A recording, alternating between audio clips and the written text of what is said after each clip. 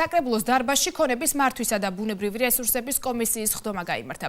სხდომაზე ბიძათმშენებლობის ნაკვეთების მართლზომიერ მფლობელობაში არსებული კოტეჯების 1997 წლის შემდეგ გაცემული ორდენებით რეგისტრაციასთან დაკავშირებულ საკითხებზე იმშელეს. საუბარი შეეღო იაღლუჯის მიწის ნაკვეთებსაც. სხდომას ქონების მართვისა და ბუნებრივი რესურსების კომისიის თავმჯდომარე გრიგოლ კამკამიძე უძღვებოდა.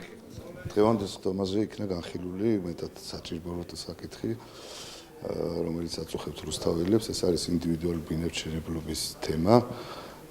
ამ კონკრეტულ შემთხვევაში მოსახლეობას აქვს დოკუმენტი, სადაც არ არის მითითებული ფაქტი.